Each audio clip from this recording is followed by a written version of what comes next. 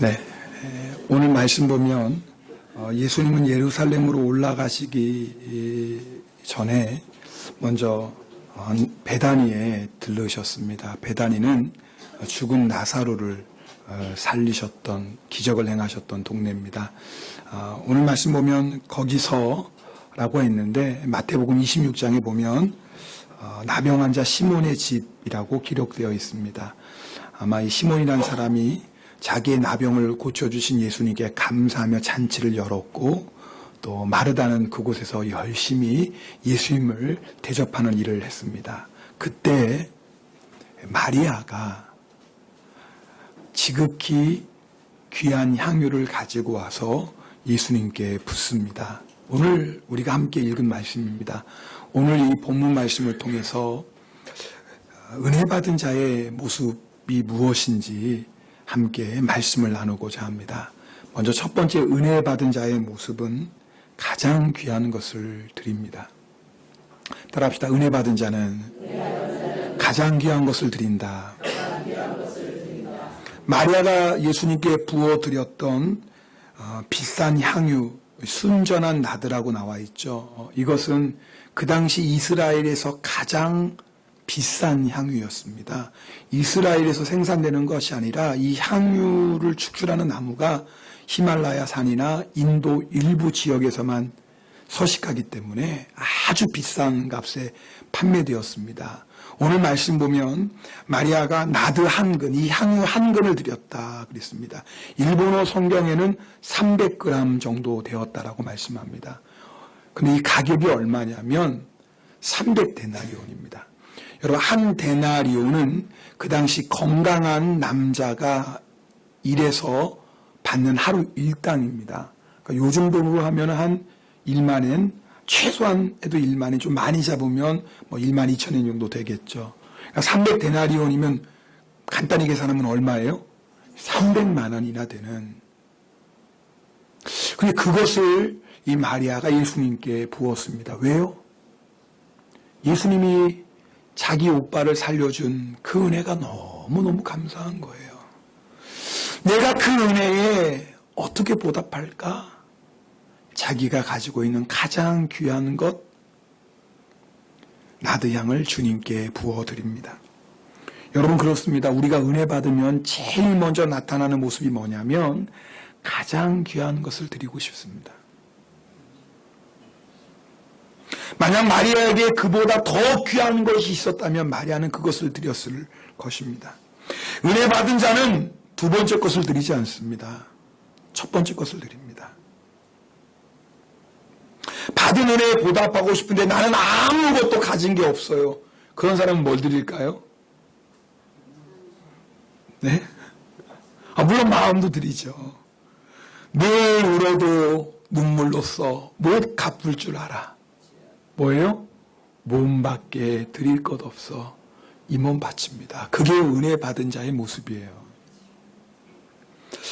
저는 부흥성회를 마치고 오늘 본문으로 말씀을 전하게 되는 것도 하나님의 인도하심이라고 믿습니다. 저희가 주일마다 요한복음으로 말씀 전하지 않습니까?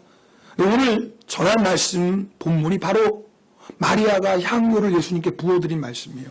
저는 이 말씀을 준비하면서 하나님이 어쩜 이렇게 정확하신지, 부흥성에 그 놀라운 은혜, 풍성한 은혜 주셨는데 그 은혜 주신 다음에 너희가 은혜 많이 받았지, 그렇다면 은혜 받은 자의 모습이 어떤 모습인지 라고 우리에게 마리아를 통해서 보여주고 계십니다. 여러분, 우리가 은혜 받으면요 가장 귀한 것을 마리아처럼 드리고 싶습니다. 은혜 받은 모든 성도 안에 있는 마음의 감동입니다. 그러나 은혜 받은 모든 사람이 마리아처럼 가장 귀한 것을 드리는 것은 아닙니다. 그 감동에 순종하는 사람만이 가장 귀한 것을 드립니다. 여러분, 그런데 우리가 예수님의 그 은혜에 보답하여 우리의 가장 귀한 것을 드리는 게 왜 중요하냐면 그것이 우리에게 주신 사명과 관계가 있기 때문에 그렇습니다. 예수님을 믿는 사람의 가장 첫 번째 사명은 뭐 두말할 것도 없이 예수 이름 전하는 겁니다.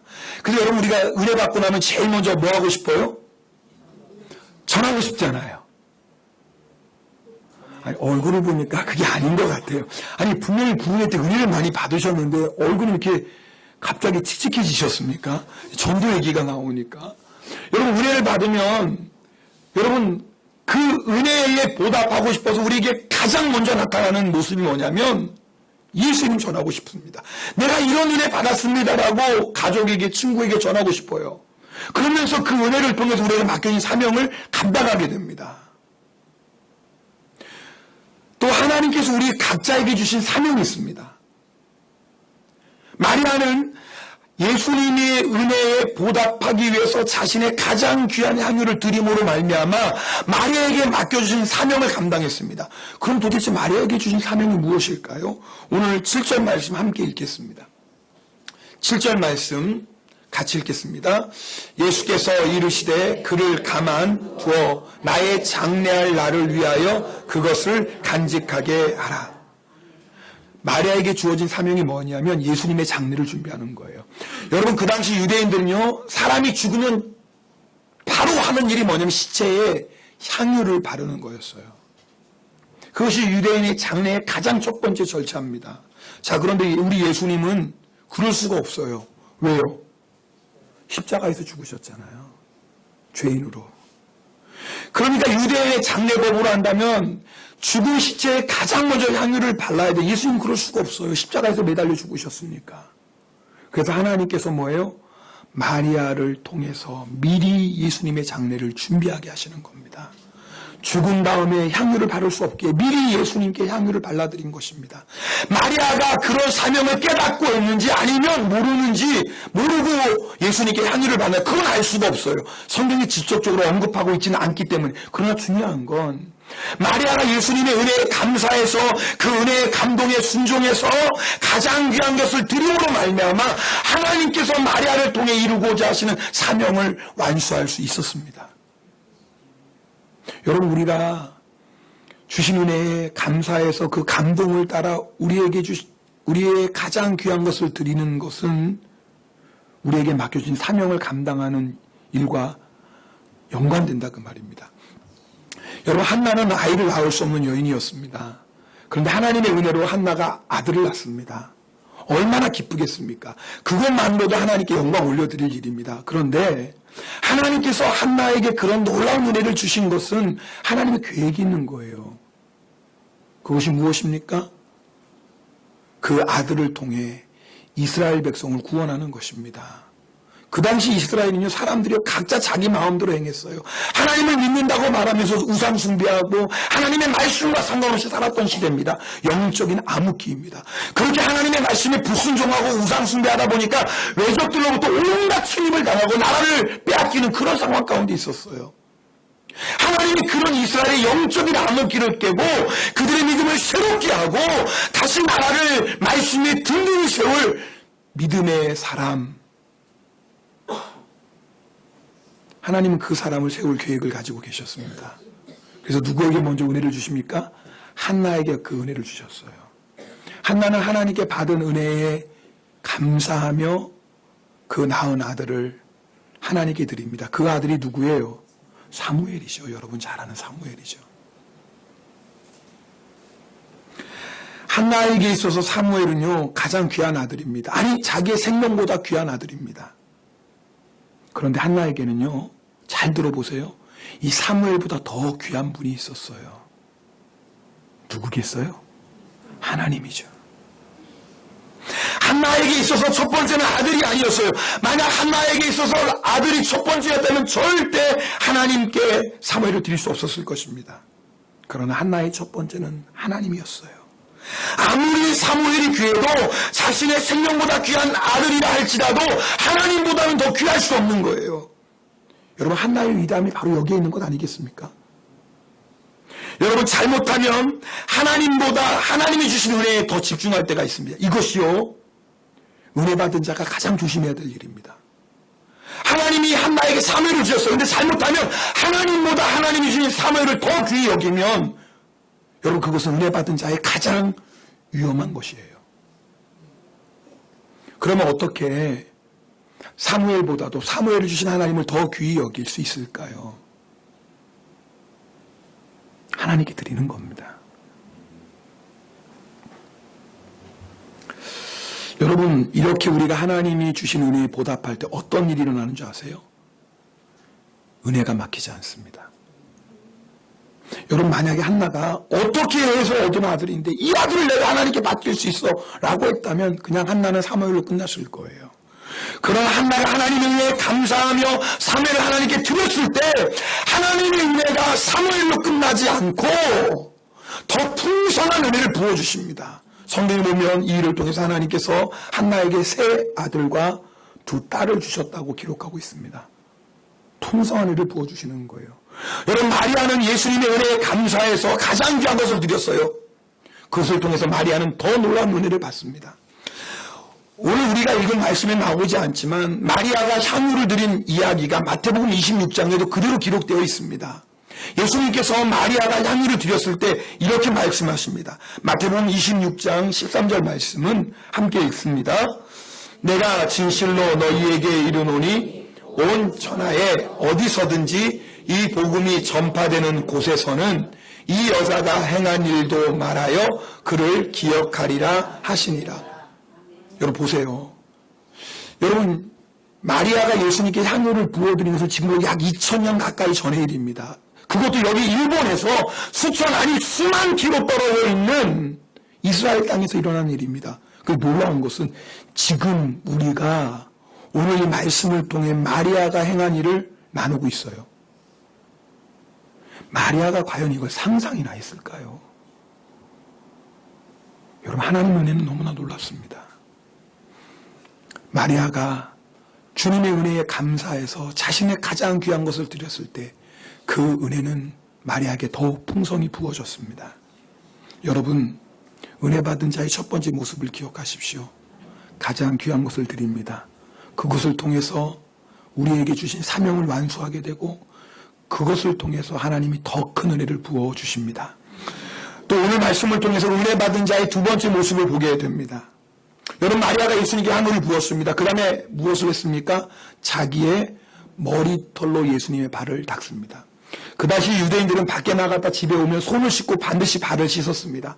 손님을 대접하는 가장 기본적인 그 예절이 뭐냐면 발을 씻는 거였습니다. 그런데 발을 씻는 것은 가장 천한 일이었기 때문에 종들만 하는 일이었습니다. 만약에 그 집안에 종이 10명 있다. 그러면 그 10명의 종들 가운데 가장 서열이 낮은 종이 하는 일이 발 씻는 일이었습니다. 그래서 예를 들면 제자가 스승을 너무나 존경하고 사랑합니다. 그래서 스승을 위해서라면 모든 일을 다 합니다. 그래 딱 한 가지만은 안 했어요. 스승의 발은 절대 씻기지 않았습니다. 그만큼 천한 일이었습니다. 근데 오늘 말씀 보면 마리아가요, 예수님의 발을 닦습니다. 그것도 수건으로 닦는 것이 아니라 뭐로 닦아요? 자기의 머리털로 닦습니다. 왜요? 예수님은 나의 주님이시고 이제 나는 예수님의 종입니다. 예수님의 종된 나는 이제부터 오직 예수님의 말씀에 전적으로 순종하며 예수님만을 따르겠습니다라는 믿음의 고백이요 결단인 것입니다. 여러분, 주님의 말씀에 순종해야 되는 거 모르는 사람이 어디 있겠어요? 또 주님의 말씀에 순종하면 그것이 나에게 복이라는 것을 모르는 사람이 어디 있겠어요? 알지만 왜 그게 잘 안 돼요? 은혜가 없기 때문에 그렇습니다. 여러분 가운데 하나님의 말씀을 알긴 아는데 순종이 어려운 분이 있다면 문제는 하나입니다. 우리에게 은혜가 부족한 것입니다. 그래서 하나님 우리에게 은혜를 부어주셔서 그 은혜를 통해서 예수님 나의 주님이시고 나는 주님의 종입니다. 종된 나는 이제부터 오직 예수님의 말씀에 순종하겠습니다 라고 결단하게 하고 예수님을 따르게 합니다. 그것이 하나님이 우리에게 은혜를 주신 목적인 것입니다. 여러분, 우리가 아무리 큰 은혜를 받았다 할지라도 별의별 환상을 가보고 말로 다 할 수 없는 신비를 체험했다고 해도 주님의 말씀에 순종하지 않는다면 그 사람이 받은 은혜는 참된 은혜가 아닙니다. 내가 은혜를 제대로 받았는지 아닌지는 열매를 가지고 확인해야 돼요. 어떤 열매입니까? 순종의 열매예요. 내가 은혜 받고 나더니 순종하지 못했던 말씀에 순종했다. 그 사람 은혜 제대로 받은 거예요. 내가 은혜 받고 나서 용서할 수 없는 사람 용서하게 되었다. 그 사람 은혜 제대로 받은 사람이에요. 내가 이전에는 사랑할 수 없었는데 은혜 받고 나서 내가 사랑하게 되었다. 그 사람은 은혜 제대로 받은 거예요. 여러분, 은혜를 받는 사람은요, 반드시 예수님의 발 앞에 엎드려 예수님의 발을 씻기는 자가 됩니다. 예수님은 나의 주님이고 나는 주의 종입니다. 내가 기쁨으로 주의 말씀에 순종하겠나이다 라는 열매가 반드시 나타납니다. 지난주 금요일 성령 집회 때 우리들이 부흥회를 통해서 받은 은혜를 간증했습니다. 그 가운데 두 분이 부부관계의 회복을 말씀하셨습니다. 저는 그 간증을 들으면서 참 기쁘고 감사했어요. 왜냐하면 그게 진짜 은혜거든요. 본인은 부흥회를 통해서 많은 은혜를 받았다고 하는데 여전히 부부관계가 막혀있고 인간관계가 막혀있다면 그건요, 은혜 제대로 받은 게 아닙니다. 여러분, 사실 은혜 받았다라는 건 하나님과 나의 관계가 회복된 거거든요. 내가 은혜 받았다라는 것은 하나님과 나와의 회복된, 여러분 사실 하나님 우리에게 은혜 주시길 원하십니다. 믿습니까? 그럼요. 그게 하나님 아버지의 마음이에요. 근데 그 은혜를 가로막게 있거든요. 우리의 죄가, 불순종이. 그것이 우리의 은혜를, 하나님 주신 은혜를 가로막고 있어요. 은혜 받았다는 게 뭐예요? 그 모든 막힌 담이 허물어진 거예요. 여러분, 하나님과 나의 관계가 회복되고 나면 반드시 그 은혜는 어디로 올라가요? 내 이웃으로 올라가게 됩니다. 그래서요, 은혜 받은 사람은 부부관계가 회복되고 모든 막혀있던 인간관계가 회복되게 됩니다. 그래서 우리 그 말씀 전할 때 감독님이 요한예술리의 글을 이용했잖아요. 은혜 받은 사람은 사자 같은 사람이 뭐로 변한다고? 순한 양같이 변한다. 네, 그게 은혜 받은 사람이에요. 왜? 은혜 받은 건 뭐예요? 내 안에 예수님으로 충만해진 거 아닙니까? 예수님이 어떤 분이십니까? 마음이 온유하고 겸손하신 분 아닙니까? 아니, 마음이 온유하고 겸손한 예수님 안에 충만하면, 내가 사랑 못할 사람이 어디 있고 용서 못할 사람이 어디 있고 내가 섬기지 못할 사람이 어디 있겠어요? 모든 관계가 회복되는 거예요. 그게 은혜 제대로 받은 사람입니다. 은혜 받으면 겸손해져요. 내 마음이 겸손해지면요, 하나님의 모든 말씀에 아멘이 됩니다. 우리가 자꾸 하나님의 말씀에 아멘이 안 되는 것은요, 내 안에 아직도 은혜가 부족한 것이고요, 내 안에 아직도 예수님의 온유하고 겸손한 마음이 부족한 거예요. 근데 은혜를 받으면요, 예수님의 마음으로 충만히 채워지니까, 예수님의 온유와 겸손이 내 안에 충만해지니까 당연히 주의 말씀에 기쁨으로 순종하는 자가 됩니다. 여러분, 그럴 때 어떤 일이 일어나는 줄 아세요? 베드로전서 5장 5절 말씀 우리 함께 읽겠습니다. 젊은 자들아, 이와 같이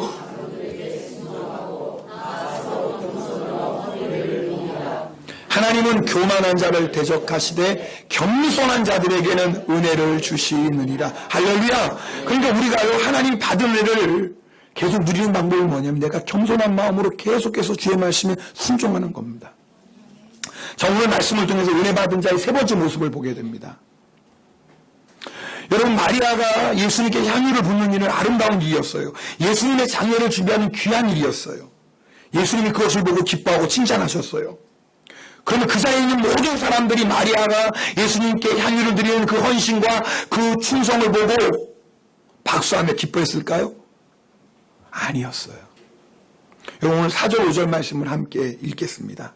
4절 5절 말씀입니다.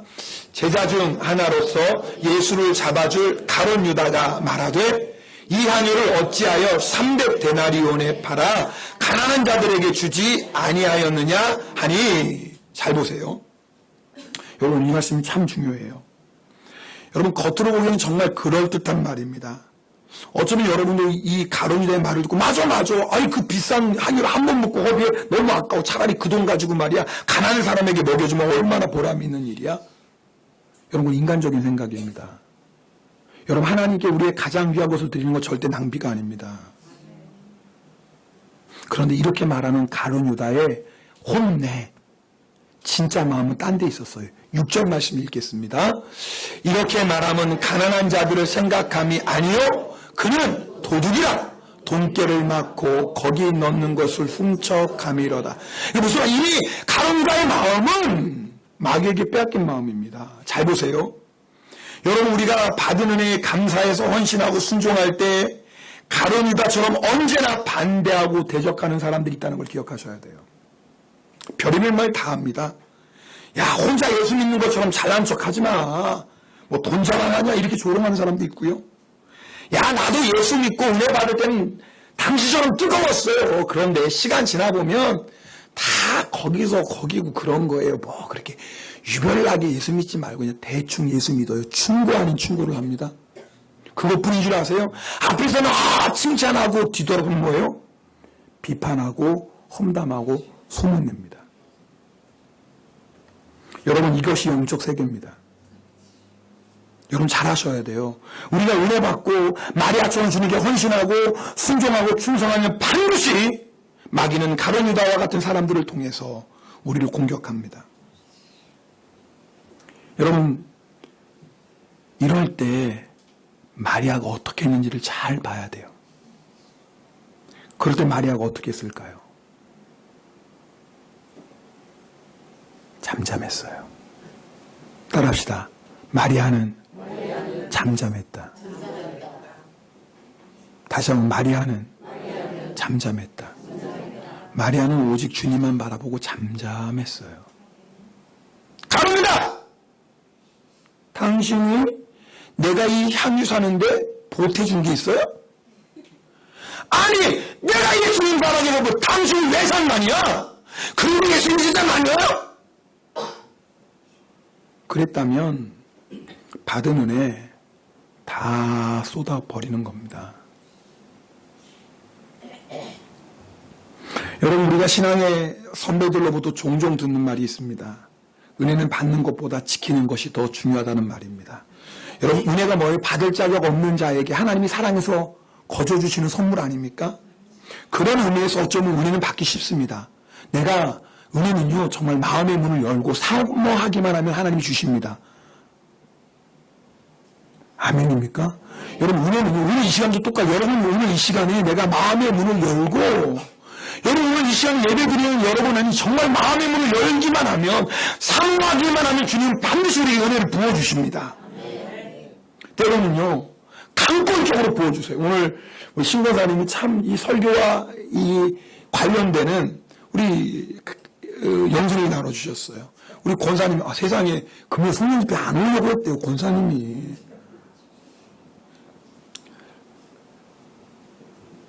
그런데 권사님이 누렁이가 누구냐면 우리 권사님 집에서 기르는 개입니다. 복날이 될 때마다 이게 아부나이한 개입니다. 누렁이. 죄송합니다. 이런 일본 분들 계시는데. 네. 이 누렁이가 말이 안 될 때는 뭐예요? 권사님이 때로는 그 목에 있는 끈을 막 잡아당깁니다. 누렁이는 자기가 하고 싶은 대로 하고 싶죠. 근데 여러분, 그게 누렁이 복이겠어요? 누렁이가 만약 자기가 하고 싶은 대로 하면요, 어떻게 되겠어요? 네, 된장에 이렇게 됩니다. 통역하시는 분 잘 하셔야 되는데, 오해하지 않게. 네? 여러분 아세요? 누렁이가 만약 자기가 가고 싶은 대로 가면요, 마지막 모습은 그거예요. 그래서 주인이, 누렁이를 사랑하는 주인이 때로는 강제적으로 이끌어갑니다. 여러분 잘 생각해 보세요. 도대체 우리처럼 교만하고, 우리처럼 고집세고, 우리처럼 자기 잘난 줄 아는 사람들이 어떻게 내 죄를 회개하고 예수 믿을 수 있겠어요? 이걸요, 신학적으로 불가항력적 은혜 그래요. 내가 은혜를 사모한 것도 아니에요, 사실. 내가 은혜 달라고 구한 것도 아니에요. 근데 하나님이 나를 사랑하셔서, 나를 택하셔서, 나에게 강권적으로 은혜를 주시면 어느 누구도 하나님의 은혜를 거부할 수 없습니다. 사실 우리가 그런 은혜 때문에 오늘 이 자리에 나온 줄 믿습니다. 하나님의 은혜는 너무나 귀해요. 여러분, 하나님이 우리에게 그 은혜를 거저주신다고 값싼 은혜라고 생각하지 마세요. 왜 거저준 줄 아세요? 여러분 생각해 보세요. 독생자 예수 그리스도를 가격으로 어떻게 매겨요? 예수님이 내 죄를 용서해 주시고 나에게 천국을 주신 거 값으로 어떻게 매겨요? 그 예수님이 임마누엘 지금도 나와 함께 하셔서 세상 끝날까지 나를 지켜주시고 나를 인도하시고 영생을 주시는 그것을 값으로 매긴다고 합시다. 이 세상에 있는 거 다 팔아도 살 수 없어요.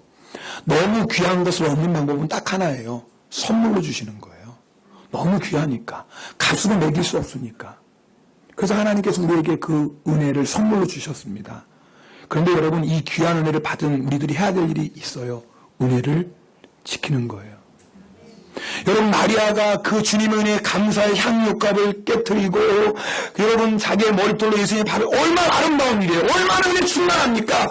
마귀가 가만히 있을 일이 없죠. 어떻게 해서든지 그 마리아에게 있는 은혜를 빼앗으려고 하죠. 어떻게 해서든지. 우리 옆에 사람 손을 꼭 잡고 인사해요. 절대 빼앗기지 말자. 시작. 인사해야 돼요. 우리 앞뒷분하고 다시 손을 꼭 잡고 절대 빼앗기지 마세요. 시작.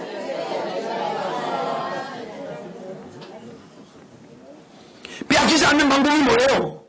잠잠한 거예요.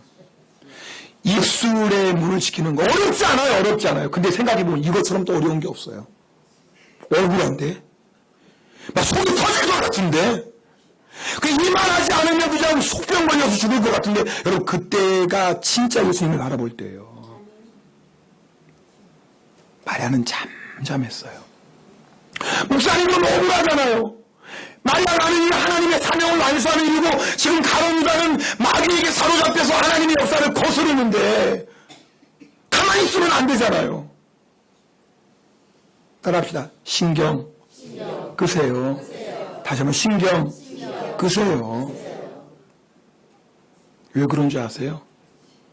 그렇게 마리아가 잠잠해야지 누가 나서세요? 예수님이 나시는 거예요. 여러분, 우리가 잠잠할 때 예수님이 나서시는 거예요. 이 정리는 예수님만이 하실 수 있는 거예요.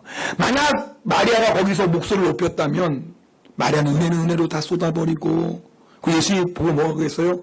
아이고, 마리아 잘 나가다가 왜 제가 저러나. 아이고 은혜 다 쏟아버리네. 예수님 뭐예요? 잠자코 보고만 계셨겠죠. 여러분, 우리 성도들이 자꾸 속는 게 있어요. 예수님 우리 가운데 역사하길 원하시거든요. 우리를 변명해 주시길 원하시거든요. 우리 대신 일하시길 원하거든요. 근데 우리가 예수님께 그 기회를 안 드려요. 자꾸 내가 나서는 거야. 자꾸 내가 변명해요. 자꾸 내가 해결하려고요. 그럼 예수님 뭐예요? 야, 너는 왜 그러니? 너 좀 가만히 있어. 좀 잠잠히 있으면 내가 할게. 예수님 가만히 계세요. 예수님. 이거 지금 예수님 나설 때가 아니에요, 지금. 지금 예수님 내가 얼마나 억울하다. 좀 가만히 계세요. 그리고 자기가 잘났다고 그냥 막 여기는 없네. 지금 보니까 여기는 없네. 제가 옛날에 그랬다 그 말이에요.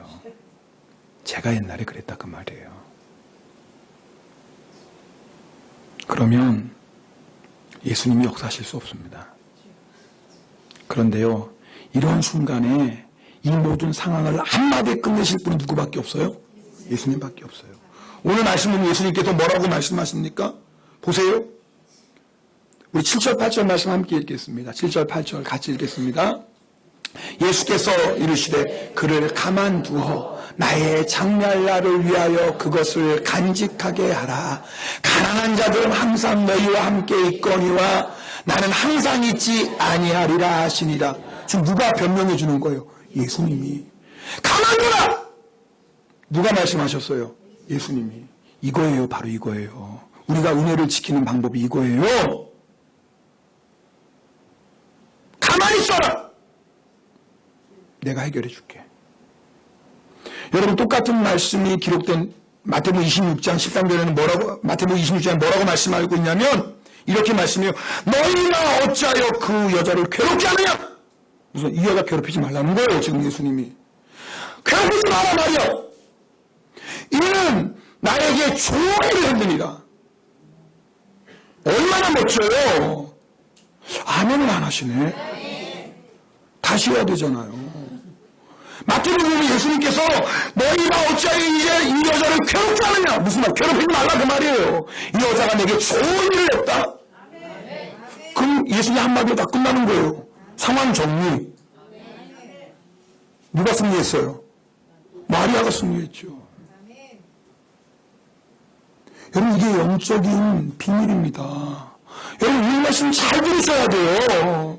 우리가 우리 실컷 받고 우리의 은혜를 빼앗으려고 하는 마귀 앞에 입을 자꾸 열어요.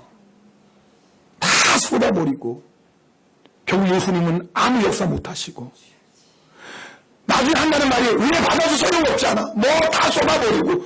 여러분, 은혜 쏟아버리면 그 마음이 더 강팍해지는 거 아시죠? 여러분, 은혜를 쏟아버리고 나면요 오히려 그 마음은 더 강팍해집니다. 마귀는 그걸 알기 때문에 어떻게 해서든 은혜를 빼앗으려고 합니다.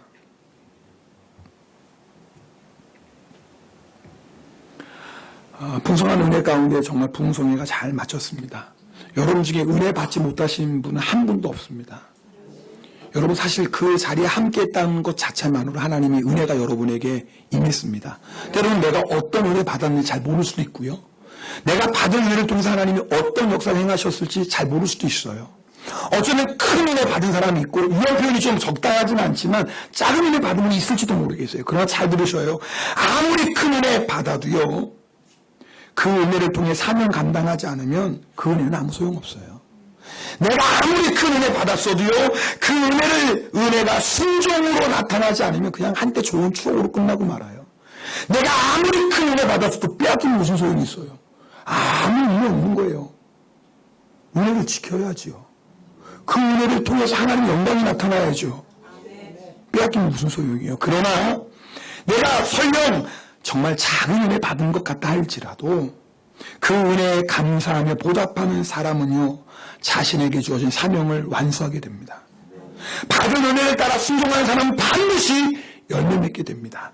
하나님이 내게 주신 은혜에 감사하고 그 은혜를 잘 지키는 사람에게는 하나님이 더 큰 은혜 부어주실 줄 믿습니다. 여러분, 부흥회는 끝났습니다. 그러나 이제부터 시작이에요. 하나님께서 부흥회를 통해 우리에게 정말 크고 놀라운 은혜를 주셨습니다. 그럼 여러분 아세요?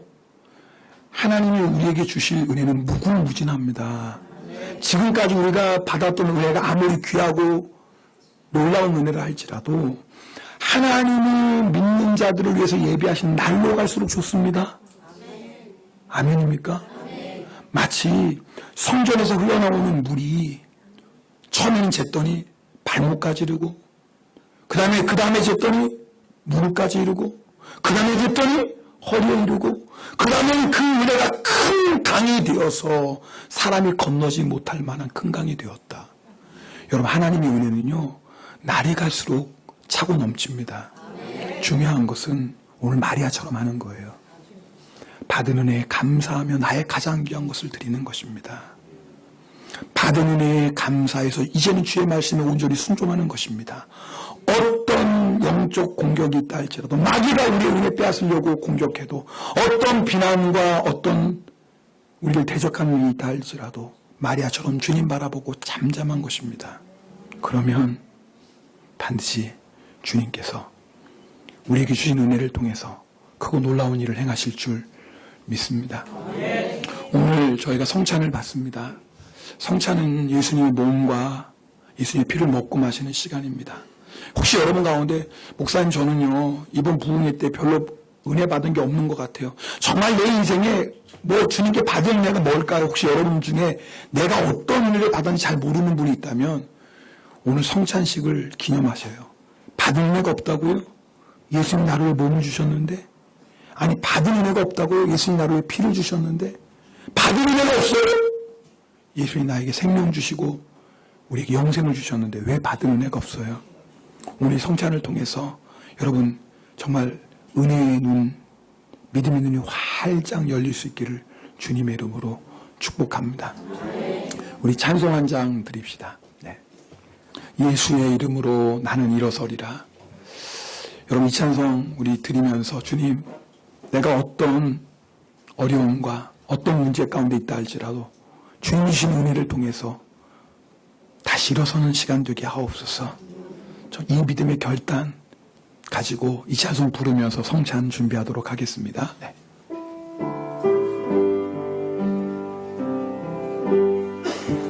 예수의 이름으로 나를 일어서리라.